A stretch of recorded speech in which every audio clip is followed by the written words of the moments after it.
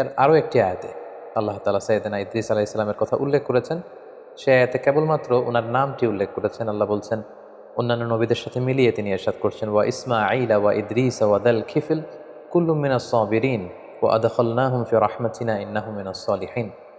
অর্থাৎ ইসমাঈল, ইদ্রিস এবং যুল কিফল তারা প্রত্যেকেই ছিলেন ধৈর্যশীলদের অন্তর্ভুক্ত। তাদের প্রত্যেককে আমি আমার বিশেষ রহমত দিয়ে বেষ্টন করেছি এবং তারা ছিলেন সৎকর্ম পরায়ণশীলদের অন্তর্ভুক্ত ব্যক্তি। কালামুল্লাহ মাজিদের সূরাতু মারিয়াম এবং সূরাতু আম্বিয়ার এ দুটি আয়াত ছাড়া আর কোথাও সাইয়েদনা ইদ্রিস আলাইহিস সালামের ব্যাপারে উল্লেখ করা হয়নি। সুনানে নাসাইতে একটি সহিহ হাদিসেও আমরা ইদ্রিস আলাইহিস সালামের ব্যাপারে উল্লেখ দেখতে পাই, যেক্ষেত্রে উল্লেখ হয়েছে যে আল্লাহ রাসূল সাল্লাল্লাহু আলাইহি ওয়াসাল্লাম যখন মেরাজে গিয়েছিলেন, আমরা জানি মেরাজ রজনীতে 7টি আকাশে 7টি স্তরে তিনি 7 জন নবীর সাথে সাক্ষাৎ করেছিলেন। সেখানে তিনি চতুর্থ আসমানে সাইয়েদনা ইদ্রিস আলাইহিস সালামের সাথে সাক্ষাৎ করেছিলেন। হাদিসের ভাষ্যটি ছিল এমন, সুম্মা আতাইনা আস-সামা আর-রাবিআ, 1 2 3 করে আমি জিবরিল আলাইহিস সালামের সাথে আল্লাহ রাসূল সাল্লাল্লাহু আলাইহি ওয়াসাল্লাম বলছেন যে আমি চতুর্থ আসমানে এলাম। ফামিসলু যালিক, এর আগের আসমানগুলোতে যেভাবে জিজ্ঞেস করা হয়েছিল জিব্রাইলকে, তুমি কে, তোমার সাথে কে, তোমাদেরকে কি আসার পারমিশন দেওয়া হয়েছে, এভাবে যত ফর্মালিটিজ আছে এগুলো সারা হয়েছে। তো আতাইতু আলা ইদ্রিস আলাইহিস সালাম, আল্লাহর হাবিব সাল্লাল্লাহু আলাইহি ওয়াসাল্লাম বললেন, তখন হঠাৎ করে আমি ইদ্রিস আলাইহিস সালামের কাছে আসলাম। ফাসাল্লাম তো আলাই, ওনাকে দেখেই আমি ওনাকে সালাম দিলাম। ফাকালা মারহাবান বিকা মিন আখিন ওয়া নাবিক, আমাকে দেখে সাইয়েদনা ইদ্রিস আলাইহিস সালাম বললেন, স্বাগতম হে আমার ভাই, হে প্রিয় নবী। স্বাগতম হে ভাই এবং হে নবী বলে তিনি আমাকে ওয়েলকাম বা সুস্বাগতম জানিয়েছেন।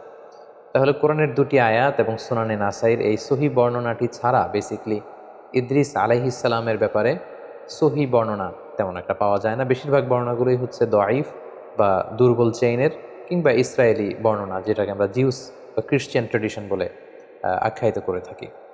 আল বিদায়া ওয়ান নিহায়ার গ্রন্থকার ইবনু কাসির আলাইহি রহমা, উনি বিদায় নিহায়াতে উল্লেখ করেছেন যে কানা আউয়ালু বানি আদম উতিয়া নবুওয়াতা বাদা আদম ওয়া শীস, অর্থাৎ আদম আলাইহিস সালাম এবং ওনার সন্তান শীস আলাইহিস সালামের পরে সর্বপ্রথম যেই ব্যক্তিকে নবুয়ত দেয়া হয় তিনি হচ্ছেন ইদ্রিস আলাইহিস সালাম।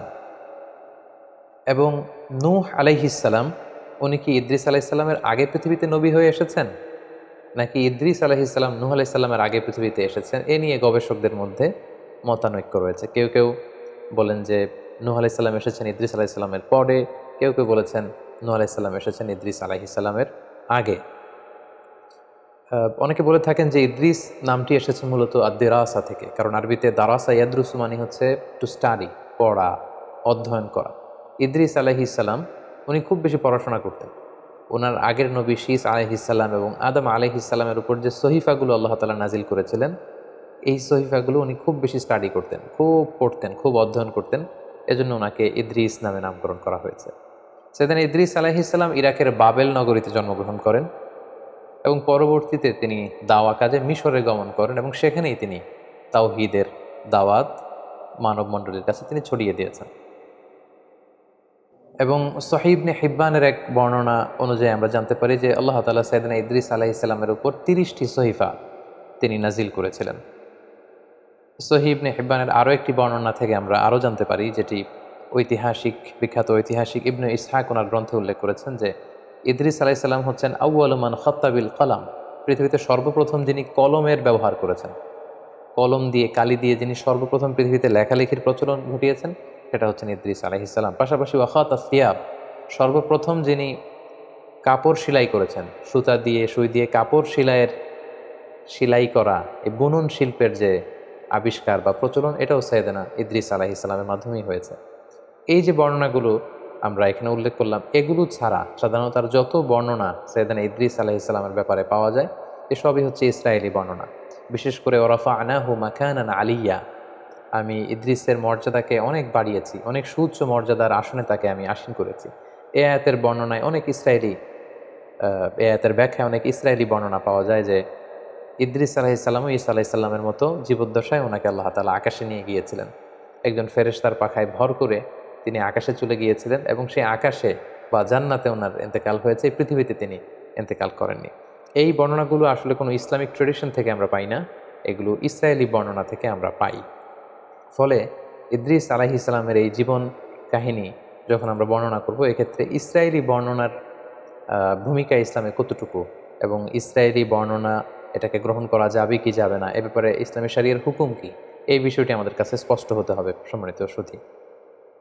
এ পর্যায়ে আমরা হুকমুল ইসরাইলিয়াত, ইসরায়েলি যে বর্ণনাগুলো আছে, যেগুলো বাইবেলে আছে, ওল্ড টেস্টামেন্টে আছে, যেটাকে আমরা তালমুদ বলছি, অর্থাৎ ইহুদি এবং খ্রিস্টানদের যে বর্ণনাগুলো, সেগুলোর ব্যাপারে আমাদের ভূমিকা কি হবে। যেমন কোরআন হচ্ছে আমাদের কিতাব, আর আল্লাহ রাসূল সাল্লাল্লাহু আলাইহি ইসলামের বর্ণিত কথাগুলোকে আমরা হাদিস বলছি। আমাদের আগে ইহুদি খ্রিস্টানদের অনেক নবী পৃথিবীতে এসেছিলেন, তাদের কাছে যে কিতাবগুলো এসেছিল, আল্লাহর পাঠানো কিতাব, এবং সে সমস্ত রসুলরা যে সমস্ত কথাগুলো বলেছেন, তাদের নবীর যে হাদিস, এগুলোই বেসিকলি ইসরায়েলি বর্ণনা। ইসরায়েলি বর্ণনার ক্ষেত্রে খুব সোজাসাপটা তিনটি কথা। এক নম্বর কথা হচ্ছে, ইসরায়েলি বর্ণনার ক্ষেত্রে যদি কোরআন এবং সুন্নাহ সেই ব্যাপারটিকে অনুমোদন করে, সেটাকে সাব্যস্ত করে, সেটাকে সাপোর্ট করে, তাহলে সেই সমস্ত ইসরায়েলি বর্ণনা নেওয়া যাবে, সেটাকে গ্রহণ করাতে কোনো সমস্যা নেই, এটা মাকবুল।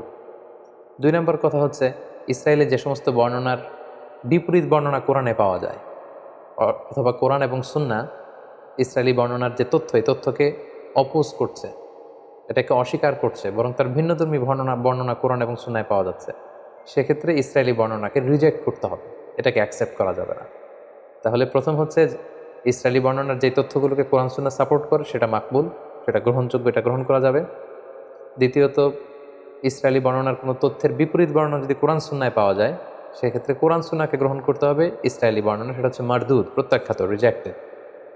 তিন নম্বর হচ্ছে, ইসরায়েলি কোনো বর্ণনায় যদি এমন কোনো কথা বা এমন কোনো তথ্য, এডিশনাল ইনফরমেশন পাওয়া যায়, যেটার ব্যাপারে কোরআন সুন্নায় কিছুই বলা হয়নি, হ্যাঁও বলা হয়নি, নাও বলা হয়নি, এটাকে সাপোর্টও করা হয়নি, এটাকে অপোজও করা হয়নি, সেক্ষেত্রে আল্লাহ রাসূল সাল্লাল্লাহু আলাইহি ওয়াসাল্লাম বলেছেন, হাদ্দিসু আন বানি ইসরাঈল ওয়ালা হারাজ, তোমরা চাইলে বনি ইসরায়েলের এই বর্ণনাগুলোকে তোমরা বর্ণনা করতে পারো, এতে কোনো সমস্যা নেই।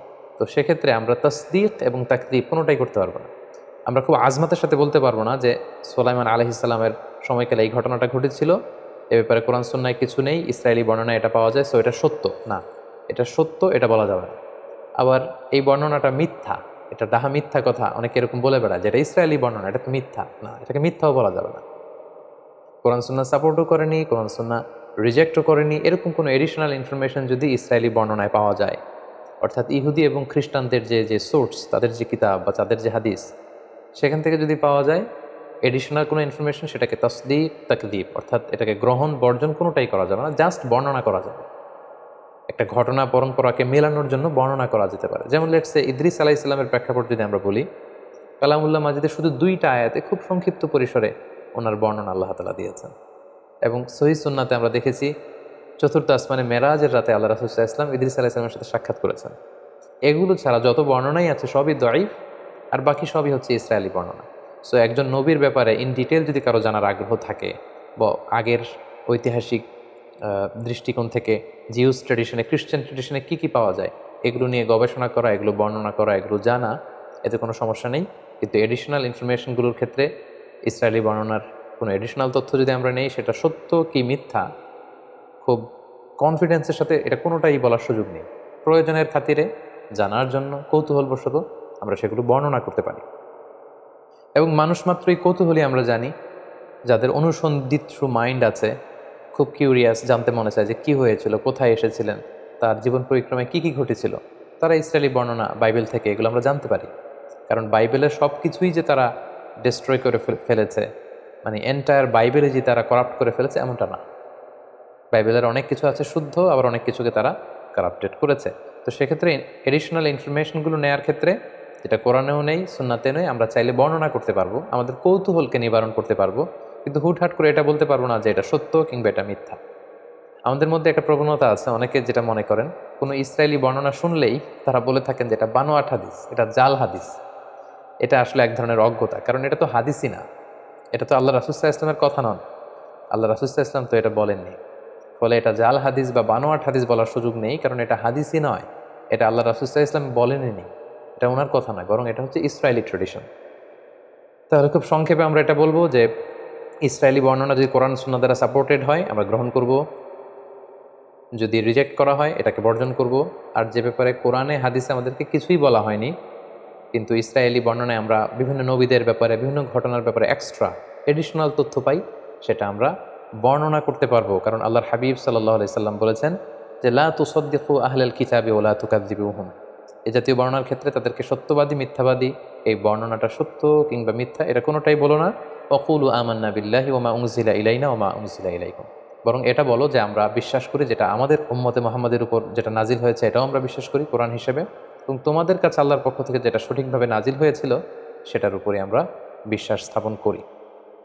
আমরা রঈসুল মুফাসসিরিন আব্দুল্লাহ ইবনে আব্বাস রাদিয়াল্লাহু তাআলা আনহুর কথা জানি যে উনি সাহাবীদের মধ্যে খুবই কিউরিয়াস মাইন্ডেড ছিলেন, কিউরিয়াসিটি খুব বেশি ছিল, অনুসন্ধিৎসু মন ছিল ওনার, কৌতূহলী মন। ফলে নবীদের ব্যাপারে কোরআনে কোনো আয়াত নাজিল হলে তাদের আগের ঘটনার আগের প্রেক্ষাপট পরের প্রেক্ষাপট এগুলো মিলাবার জন্য জানবার জন্য উনি অনেক ইহুদি পণ্ডিতের কাছে যেতেন, যে জিজ্ঞেস করতেন যে ব্যাপারে তোমাদের কিতাবে কিছু আছে কিনা। তখন সেই ইহুদি পণ্ডিতদের কাছ থেকে উনি শুনে আসতেন এবং সেগুলো তিনি বর্ণনাও করেছেন। এবং আমাদের অনেক আমাদের যে ক্লাসিক তাফসিরগুলো রয়েছে সেই ক্লাসিক তাফসিরগুলোতে এগুলো বর্ণিতও হয়েছে। তো আমরা এই ইসরায়েলি যে ন্যারেশনগুলো আছে, বর্ণনাগুলো আছে, এগুলো ডিল করার ক্ষেত্রে এই তিনটা মূলনীতি খেয়াল রাখবো। কোরআন হাদিস সাপোর্ট করলে গ্রহণ করব, রিজেক্ট করলে আমরাও রিজেক্ট করব। আর এডিশনাল তথ্য যেটা আমাদের কোরআনেও নাই, সুন্নাতেও নাই, কিন্তু অনেক নবীর ব্যাপারে কিছু তথ্য আমরা ইসরায়েলি বর্ণনাতে পাই, সেগুলো আমরা বর্ণনা করতে পারবো। কারণ আল্লাহর হাবিব সাল্লাল্লাহু আলাইহি ওয়াসাল্লাম সহিহ বুখারীর বর্ণনায় বলেছেন ওয়াহাদ্দিসু আন বানি ইসরাঈলা ওয়ালা হারাজ। তোমরা ন্যারেট করতে পারো, you can narrate the tradition of Jews and Christian community. তাদের পক্ষ থেকে যেই ন্যারেশনগুলো প্রিজার্ভ করা হয়েছে এগুলো চাইলে তোমরা বর্ণনা করতে পারবে, এতে কোনো সমস্যা নেই ইনশাআল্লাহ। সম্মানিত সুধী, তাহলে সংক্ষিপ্ত পরিসরে ইদ্রিস আলাইহিস সালামের জীবন কাহিনী থেকে কোরআন সুন্নাহর আলোকে আমরা যা জানলাম সেগুলো থেকে যদি আমরা কিছু লাইফ লেসন এখন বের করতে চাই যে ইদ্রিস আলাইহিস সালামের এই জীবনী থেকে আমাদের জন্য শিক্ষা কী, সেক্ষেত্রে আমরা কয়েকটি লেসন আমরা এখান থেকে শিক্ষা বের করে নিয়ে আসতে পারি। প্রথমত বলবো যে আমরা জেনেছি উনি হচ্ছেন আউয়ালু মান খাত্তা বিল কলম। এই যে আমরা কলম দিয়ে লিখি, এই লেখার হস্তলিখন পদ্ধতির আবিষ্কারক হচ্ছেন সাইয়েদনা ইদ্রিস আলাইহিস সালাম, আল্লাহর প্রিয় একজন নবী। তাহলে হি ক্রিয়েটেড দ্য হ্যান্ড রাইটিং। তিনি সর্বপ্রথম পৃথিবীতে কলম দিয়ে কিছু লিখেছেন এবং এই লেখার এই প্র্যাকটিস তিনি চালু করেছেন, এই তথ্যটা কিন্তু আমরা পাই। দ্বিতীয় যে ব্যাপারটি আমরা ইদ্রিস আলাইহিস সালামের জীবনী থেকে পাই সেটা হচ্ছে সাইয়েদনা ইদ্রিস আলাইহিস সালাম অত্যন্ত বেশি জ্ঞানানুরাগী ছিলেন, শিক্ষানুরাগী ছিলেন। তিনি জ্ঞান অর্জন করতে চাইতেন।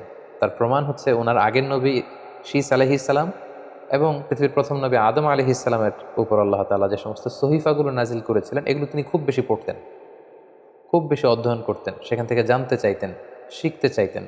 এবং ইসলামে জানা আর শিখাটাকে কিন্তু আমাদের জন্য আবশ্যক করেছে এবং খুব বেশি গুরুত্ব দিয়েছে। আমরা জানি যে আমাদের কুরআনুল কারীমের প্রথম বাণী হচ্ছে জানো, পড়ো, ইকরা, read in the name of your lord who has created. পড়ো তোমার প্রভুর নাম যিনি তোমায় শিক্ষা দিয়েছেন। তাহলে ইসলামও কিন্তু আমাদের সর্বপ্রথম জিকির করতে বলেনি, সালাত আদায় করতে বলেনি, জাকাত দিতে বলেনি, হেজাব করতে বলেনি। ইসলাম সর্বপ্রথম আমাদেরকে যে বিষয় উদ্বুদ্ধ করেছে সেটা হচ্ছে জ্ঞান অর্জনের প্রতি আমাদেরকে উৎসাহিত করেছে, লার্নিংয়ের প্রতি উৎসাহিত করেছে, স্টাডি করা, রিসার্চ করা, এগুলোর ব্যাপারে উৎসাহিত করেছে। এবং এটার একটা ইন্সপায়ারেশন কিন্তু আমরা সাইয়েদনা ইদ্রিস আলাইহিস সালামের জীবনী থেকে পাই।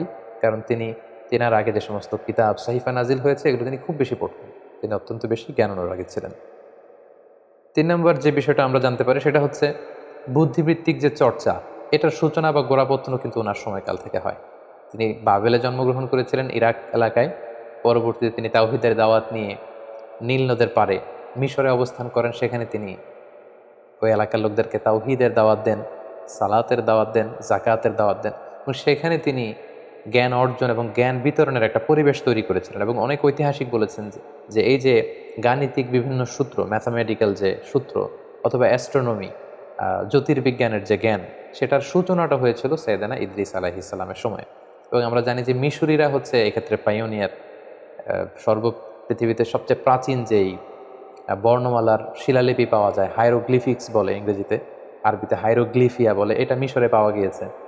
কিভাবে ইরিগেশন করতে হবে, জমি চাষ দিতে হবে, কিভাবে গাণিতিক সূত্র দিয়ে উপকৃত হওয়া যায় এবং জিওমেট্রিক বিভিন্ন তথ্য সূত্র, এগুলো কিন্তু মিশরীরা উদ্ভাবন করেছে। এবং সেক্ষেত্রে অনেক ঐতিহাসিকরা বলেছেন সাইয়েদনা ইদ্রিস আলাইহিস সালামের সময় এটার সূচনা বা গোড়াপত্তন হয়েছিল। সাইয়েদনা ইদ্রিস আলাইহিস সালামের জীবনী থেকে আরও একটি বিষয় আমরা জানতে পারি যে উনি খুব কর্মঠ ছিলেন, সাদাসিধে জীবনযাপন করতেন, যেটার প্রমাণ পাওয়া যায় যে তিনি নিজ হাতে নিজের জামা বা কাঁথা এগুলো সেলাই করতে জানতেন।